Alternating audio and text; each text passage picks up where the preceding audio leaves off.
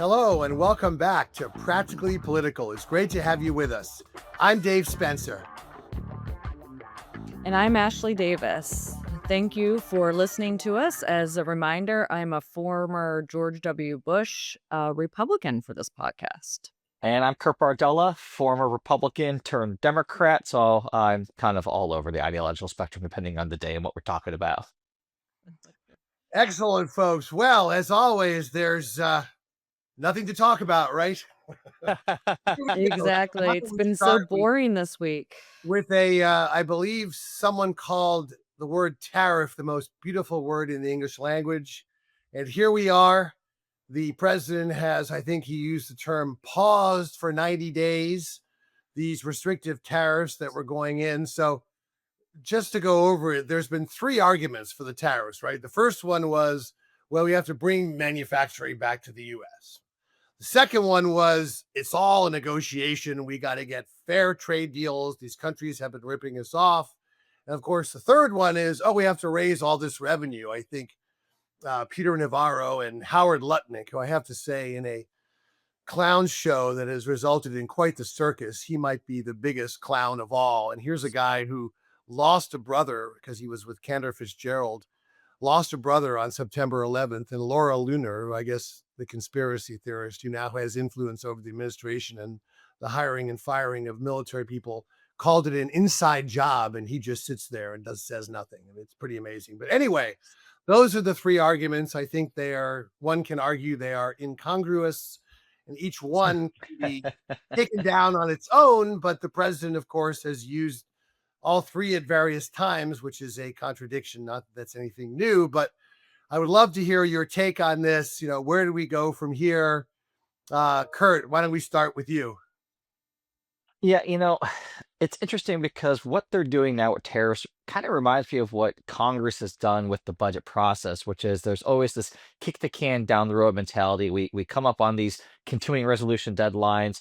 There's fear of a massive shutdown that's going to disrupt the entire United States government. And then at the 11th hour, they come to some agreement, which is usually, well, let's just keep everything as it is and do this again in 90 days. Here we are with the tariff situation. He has, quote, Liberation Day, makes the big announcements and pronouncements. And now when the market reacts a certain way, when the global economy markets begin cratering, he pulls out a 11th hour. Well, let's just give it 90 days and see where we're at. Listen, nothing's going to change about the fundamentals of how the market works between now and 90 days from now. And I think the challenge they have right now is the perception amongst the American people that the economy is in trouble, that the market is down, that we have less money in our 401ks than we did 3 weeks ago. In customer service, there's an old adage that for every one negative interaction that you have, you need 10 positive ones to offset that.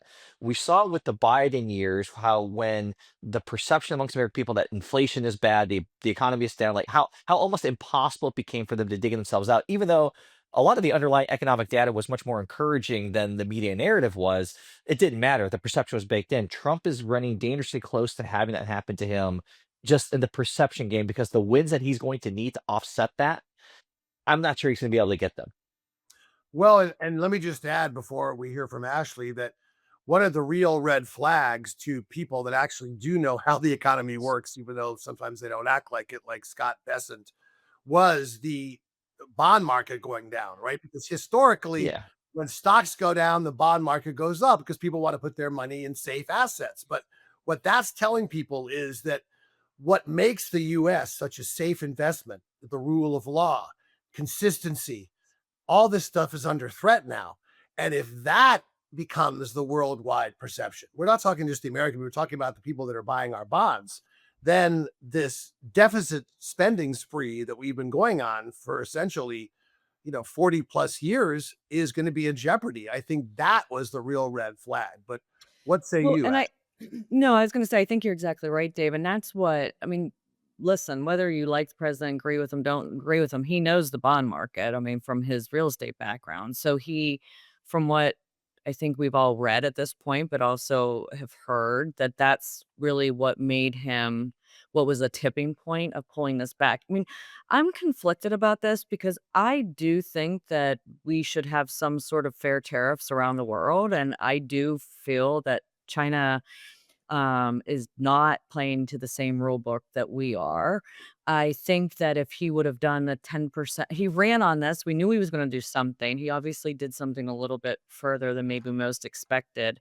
But I think that if we would have stuck with the 10% where it is now, with the 10% across the board, and then maybe hit China a little bit tougher, I think that would have maybe calm the markets a little bit more from the beginning. What's happening now is that no one's still going to continue to invest because there's still so much uncertainty. So even though the market obviously went up tremendously yesterday, I don't know very many people except that are mad that they didn't buy before it went up. But I don't know who's actually feels comfortable enough to be starting to put money and spend money and put more money in the market. So it's just um it's just an interesting way to manage. I do have to say about your other comment, though, the Secretary of Treasury Bessent and also USTR represent or Ambassador Jamison Greer. They're the ones that have kind of taking over this negotiation now in regard to individual trade agreements between each country, and it's been taken out of Navarro and Commerce's department right now. That could change if they do the more of the reciprocal or sectional tariffs, like pharmaceutical. If those actually happen, I think that you'll see commerce playing a lot of that. There's whatever it's like 232 tariffs or whatever. So it's interesting. It's just been exhausting though.